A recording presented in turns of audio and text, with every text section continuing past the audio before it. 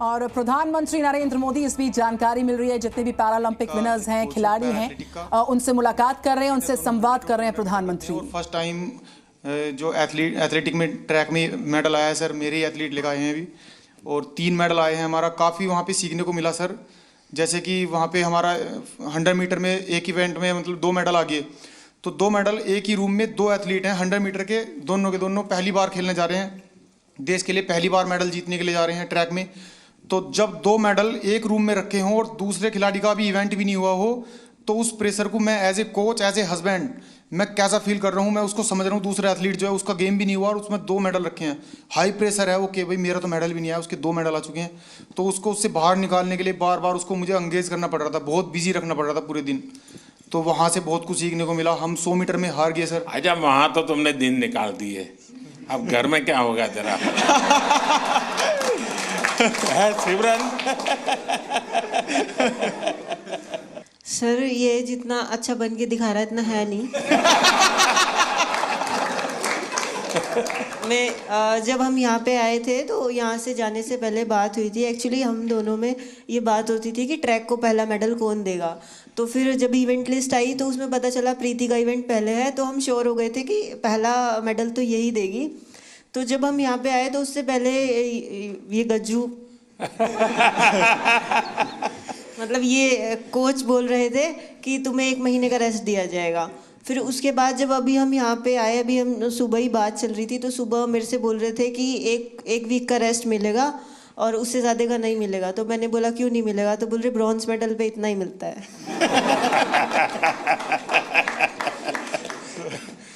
अब तुझे खाना नहीं मिलेगा।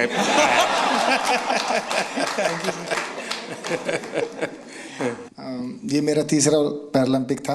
मैं पिछले में भी आपसे मिला था, आपने मुझे बहुत मोटिवेट किया था, लेकिन शायद इस बार भी थोड़ी कसर रह गई। मैं रियो पैरालंपिक में भी चौथा था, टोक्यो में भी चौथा था, इस बार पेरिस में भी चौथा हो गया सर। तो ये 4 नंबर मेरे से कुछ ज़्यादा ही प्रेम में है, तो मैं इसी 4 नंबर को शायद मोटिवेशन में लेता हूँ। तो सोचता हूँ कि अगला मेरा चौथा पैरालंपिक होगा।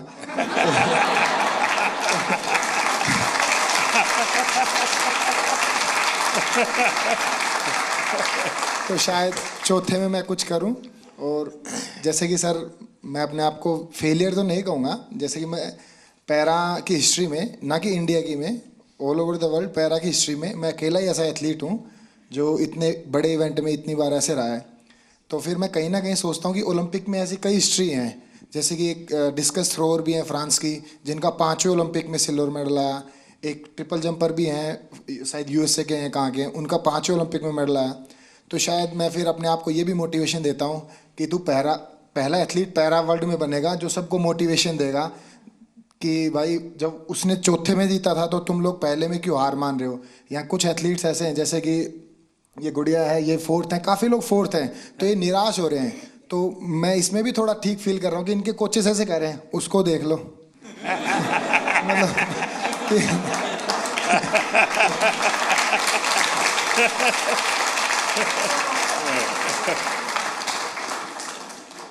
देखिए, मैं समझता हूँ कि आपका ये जो जीवन की तरफ देखने का दृष्टिकोण है ना, वो शायद आपकी सबसे बड़ी ताकत है। आप तो एक नया लॉजिक निकालो कि मैंने दुनिया को इतना दिया है कि मेरे रहते हुए अब तक 9 लोगों को आगे किया है मैंने, चौथे पर रह करके। सर कोई बात नहीं, मतलब अभी समय नहीं है, बट इस बार जो रहा है वो शिष्यों का समय रहा है। हम 3 एथलीट हैं ऐसे जो अपने शिष्यों को सपोर्ट कर रहे हैं। तो देवेंद्र भाई साहब हैं, इनके शिष्य का गोल्ड आया है, और एक और है सोमन राणा है, उनके शिष्य का ब्रॉन्ज आया है। और मैं नवदीप का कोच नहीं हूँ, बट मैं नवदीप का गुरु हूँ। इसको मतलब जेवलिन स्टार्ट से लेके आज तक की जर्नी ऐसे बड़े भाई गुरु के तौर पे रहा है। तो इस बार मैंने नवदीप को दे दिया कि इस बार तू ले जा, लेकिन अगली बार सर जरूर पूरा प्रॉमिस करता हूँ मेरा रहेगा। और सर बीते 3 ओलंपिक जितने भी पैरालंपिक मैंने देखे हैं उसमें मैंने ये फील किया है कि जैसे कि सभी लोग बात करते हैं ये कंट्री इतनी बड़ी है तो एक्सपेक्टेशंस पहले लेके जाते हैं, बहुत तगड़े गेम्स होंगे, बहुत तगड़े गेम्स होंगे। लेकिन सर मुझे ऐसा बिलीव है अगर इंडिया 2036 का ओलंपिक पैरालंपिक करवाती है तो मुझे नहीं लगता धरती का उससे तगड़ा इवेंट कहीं पे हुआ होगा। तो सर हम उसमें पूरी कोशिश करेंगे कि बुढ़ापे में भी देवेंद्र भाई साहब को एक आइडल मानते हुए अपने 8 गोडों को बचाते हुए उसमें कोशिश करेंगे उसमें भी खेल पाए। नहीं, आपका जीवन के तरफ देखने का एक दृष्टिकोण है, ये अपने आप में बहुत ही इंस्पायर करने वाला है कि भाई मैं आगे भी कुछ करूंगा और करके रहूंगा। मैं आपको बधाई देता हूं। Thank you sir. नमस्कार जी। मैं मेंटल कोच हूँ राधिका सिंह, शूटिंग टीम के साथ। और आप कह रहे थे कि अपना हमारा एक्सपीरियंस शेयर करें। और सबसे ज़्यादा ज़रूरी है एक ग्रुप की मोहब्बत एक दूसरे के लिए। तो शूटिंग टीम में कोई एक दूसरे से compete नहीं कर रहा है, सब अपने आप से compete कर रहे हैं, तो वो आगे बढ़ रहे हैं। और जितनी भी उनकी क्षमता है, जितनी भी उनकी तैयारी है, उसके आगे वो अपनी वीकनेस नहीं देते, स्ट्रेंथ नहीं देख रहे, वो अपनी स्पोर्ट के लिए मोहब्बत देख रहे हैं। तो ये बहुत बड़ी बात है कि हमारी टीम बहुत जुड़ी हुई रही। और ऑल्दो मैं एक ही इवेंट के लिए 2 बच्चों को तैयार कर रही थी, कोई कम्पिटिटिवनेस नहीं था उनमें। तो ये बहुत बड़ी ताकत है कि हम आपस में मोहब्बत से आगे बढ़ें, और वो मोहब्बत स्पोर्ट में दिखती है। सर नहीं, आप ये मेंटल हेल्थ को करती हैं तो उसमें क्या क्या करती हैं? सर जो सबकॉन्शियस माइंड है, 90% जो दिमाग होता है, उसमें कोई कमज़ोरियां हैं तो उनको चेंज करना, और जो आपकी स्ट्रेंथ है उनको आगे लाना, अपनी पर्सनालिटी से जोड़ना और अपने आप को आगे लेके जाना। नहीं, कोई इन लोगों का योगा का संबंध, कोई मेडिटेशन का संबंध, सर ऐसे कोई स्पेसिफिक ट्रेनिंग वगैरह आप लोगों ने योगा भी है हमारे टीम में, एक योगा भी कराते थे। तो रोज़ सुबह मेडिटेशन होती थी, रोज़ शाम को जो भी सीखते थे बच्चे वो रोज़ दोहराते थे, मतलब रोज़ मेंटल ट्रेनिंग करते थे अपनी। तो वो टाइम उनका रेंज पे प्रैक्टिस, उनका योगा से प्रैक्टिस, मतलब टीम में बहुत ऑर्डर है सर। तो दुनिया के बहुत देशों के स्टूडेंट्स खिलाड़ी होंगे जो योगा मेडिटेशन नहीं जानते होंगे जी। तो हमारे लोगों का क्वालिटी में क्या फ़र्क पड़ता है? जी बहुत फ़र्क पड़ता है, बिकॉज आप अपने अंदर के दिमाग को जब कंट्रोल ले आओ तो आप अपनी गेम को बहुत आगे लेके जा सकते हो। तो ये आपने भी बहुत अच्छा किया है कि योगा हमारे कंट्री में बहुत बढ़ाई है। और आई थिंक स्कूल्स में सर इसको आप सब्जेक्ट बनाएं, बिकॉज इसमें जो साइंस में जो शक्ति है वो किसी और चीज़ में नहीं है। बधाई हो। Thank you sir. और कोई? हाँ, पहले तो बहुत बड़ी खुशी की बात कि कपिल ने ना ही पैरा जूडो में जबकि एबल जूडो में भी पहला भारत को मेडल दिया है। अब तक एबल या पैरा जूडो में कोई मेडल नहीं था। और कपिल के नाम एक और हिस्ट्री है कि visually impaired in any game का पहला मेडल भी कपिल ने इंडिया को दिया है। सो हम सब लोग को उसकी बधाई। हमारे जो जूडो के टॉप शॉट्स हैं वर्ल्ड के, उन सब लोगों ने पर्सनली पोडियम से उतर के आके हम लोग को कंग्रेचुलेट किया, बोले we didn't expect such a quick uprise in para judo, so hats off to you guys. And sir वो हम लोग अकेले नहीं कर सकते थे। साई, OGQ, ये फिनोमिनल सपोर्ट हम लोग को मिला है। And of course the government of India, I mean needless to say. तो sir thank you so much. And जितने और कोचेज़ हैं UK, USA, जो हम लोग के अच्छे फ्रेंड्स हैं, कोरिया, वो सब लोग आए, बोले we knew you were going up ahead but we didn't realise it's gonna be so soon. So we felt very proud and thank you to the entire team that is backing us up. Thank you so much sir. बहुत बहुत बधाई।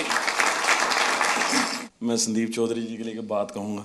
गिरते हैं शायद सवार ही मैदान जंग में, तिफल क्या जो घुटनों के बल चलते हैं। तो ये आपने सबको ये बताया जो घुड़सवार होता है वही गिर सकता है, बच्चे कभी नहीं गिरते।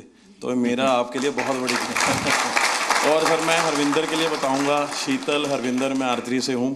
तो जैसे मैडम ने बताया कि जूडो में हरविंदर का पहला आर्चरी एबल और पैरालंपिक में फर्स्ट मेडलिस्ट है, टोक्यो में ब्रॉन्ज, और अभी हिस्ट्री में फर्स्ट इसका मेडल है जो एबल के बराबर शूट करके है 28, 28, 29 लास्ट एरो आपने देखा होगा सर, बिल्कुल क्लोज टू था। अगर वो 10 लगता तो हम किम वूजिन और अपना ब्रैडी एलिसन के बराबर शूट कर देते। नमस्ते सर, मेरा नाम अमीशा है और मैं उत्तराखंड से हूँ। ये मेरा पहला पैरालंपिक था और मैं बहुत ग्रेटफुल हूँ कि मुझे 2 साल में मैंने अपना गेम स्टार्ट किया है, 2 साल ही हुए हैं और 2 साल में मैंने लाइफ में इतना बड़ा एक्सपीरियंस लिया, मुझे बहुत ज़्यादा कुछ सीखने को मिला। And thank you to my coach जिन्होंने मुझे कॉन्फिडेंस दिया कि मैं कर सकती हूँ, क्योंकि मैं बहुत डरी हुई थी। तो आपने कहा था कि वहाँ लोगों को ऑब्जर्व करना, उनसे लोग डरते होंगे। हाँ। पहले आप डर रही थी, अब लोग डरते होंगे। तो आपने कहा था कि लोगों को ऑब्जर्व वगैरह करना है, तो मैंने वो भी बहुत किया और बहुत कुछ सीखने को मिला है। परिवार में से क्या रिस्पॉन्स है अब? परिवार के, तुम्हारे फैमिली के लोग क्या कहते हैं? अब तो फैमिली बहुत खुश है, और वो पहले से ही सपोर्ट करती थी, लेकिन अब और ज़्यादा सपोर्ट और ज़्यादा दे रहे हैं। नमस्ते सर, मेरा नाम सुमित अंतिल है और मैं back to back second gold medal है सर मेरा।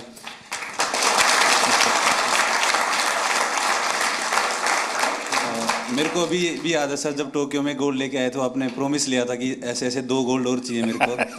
तो ये दूसरा सर आपके लिए है, क्योंकि उसके बाद में जैसे जब पैरालंपिक से पहले हम काफ़ी नर्वस थे, क्योंकि मैं आर्टिकल्स पढ़ रहा था कि हर तरफ मोस्ट फेवरेट एथलीट जो गोल्ड मेडल को डिफेंड करेगा, तो कुछ नाम आ रहे थे सर, उसमें मेरा भी नाम था। बट जब 20 अगस्त को आपसे बात हुई तो वही पल याद आ गया सर, टोक्यो वाले, कि अब की बार फिर से अच्छा करना है। और हमारे साथ में मेरी पूरी टीम है सर, मेरे फिजियो, मेरे कोच, जो आप, हम सभी की तरफ से सर आपका बहुत बहुत धन्यवाद। क्योंकि हमें ये लगता है सर कि मेडल लेके आएंगे तो आपसे मिलेंगे, आपसे पर्सनली बात करेंगे, तो बहुत बहुत धन्यवाद सर आपका। जैसे हम सारे लोग मोस्टली स्पॉन्सर्ड एथलीट हैं गवर्नमेंट से, डिफरेंट ऑर्गेनाइजेशन से, तो वहाँ से कभी ना कभी ऐसे प्रेशर आता रहता है कि आपको परफॉर्म करना है, ये सारी चीज़ें। जब आप बोलते हो कि आप जाओ बस खेलो, हाँ जीत हार तो लगी रहती है, पर नीचे वाले ये सब ऐसे लगते हैं, अरे देख लेंगे इन्हें क्या जाता है।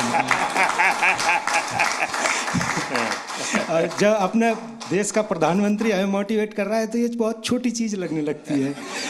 लास्ट टाइम सर मैं आपसे बात की थी, मैं टोक्यो उतना अच्छा नहीं रहा था मेरा, उसमें मेरा 8वां रैंक रही थी। फिर मैंने आपसे एक क्वेश्चन पूछा था कि आप जब विदेशी जगह पे जाते हैं आपका एक्सपीरियंस कैसा रहता है, आप नर्वस फील करते हैं, क्या करते हैं? तो जो आपने जवाब दिया था कि आपके साथ आप पूरा देश एज ए रिप्रेजेंट करते हो तो आपको कॉन्फिडेंस, ये सारी चीज़ें, तो इन्हीं सब चीज़ों के साथ आज इस बार मैं भी गया था, तो सारी चीज़ें हमें ऐसे एकदम कॉन्फिडेंस दे रही थी। वो सब लास्ट टाइम जैसा प्रेशर नहीं था, मैं अपने आप को कॉन्फिडेंट फील कर रहा था। और हमारी टीम ने, गवर्नमेंट ने, हमारे कोच साहब ने, सब लोगों ने बहुत अच्छा सपोर्ट किया और ये कॉम्पिटिशन खेल के सर बहुत मज़ा आया sir. Thank you sir. Sir नमस्कार। जो मैंने 16 साल से तपस्या की थी, और कहीं ना कहीं मेरा स्टूडेंट है धर्मवीर, जिसका गोल्ड मेडल आया है। हम दोनों आपस में एक दूसरे के कंपटीटर भी हैं, और उसको मैं खुद ट्रेनिंग करा के लेके आया। तो कहीं ना कहीं आपसे बात हुई थी 20 तारीख को, तो ये लगा था कि बहुत पॉजिटिव एक वाइब आई थी कि आपको अपना बेस्ट करना है। और एक कोच के लिए इससे बड़ी बात नहीं हो सकती कि हम, शायद मैं अकेला ही एथलीट होऊंगा वर्ल्ड में जो अपने स्टूडेंट के साथ कंपटीशन कर रहा था ग्राउंड में। और कहीं ना कहीं मेरी तपस्या सफल हुई सर धर्मवीर के मेडल से। और इसमें बहुत बड़ा कंट्रीब्यूशन रहा सर हम लोगों की टीम में, क्योंकि हमारी सबसे सीवियर डिसेबिलिटी है। तो साई ने और मिनिस्ट्री ने जो डिसीजन लिए, हम लोगों के सपोर्टिंग स्टाफ में आदमी बढ़ा के, वहाँ बल्कि 33% का ही रेशो था कि 33% ही लोग अंदर रह सकते हैं सपोर्टिंग स्टाफ में। तो देवेंद्र भाई जी ने बहुत अच्छा डिसीजन लिया, उसको रोटेशन में करते रहे। जब हमारे इवेंट आए, हमारे लोगों को अंदर ले आए और दूसरे लोगों को बाहर कर दिया, तो बहुत अच्छा कम्बिनेशन हुआ उसका। और यही फ़ायदा हुआ कि सर हमारे इतने मेडल आए। साई का भी जैसे हमारे खाने का था, वहाँ इंडियन फूड की बड़ी प्रॉब्लम थी और वेजिटेरियन के लिए बड़ी दिक्कत थी। तो साई ने जो अंदर कैंप विलेज के अंदर ही जो खाने का अरेंज किया, वो इतनी अच्छी हेल्दी डाइट थी कि किसी को भी प्रॉब्लम नहीं आई सर। तो बहुत बहुत धन्यवाद सर पूरी टीम का, और हम लोगों को इतना मोटिवेशन करने के लिए। Thank you so much. Zee News.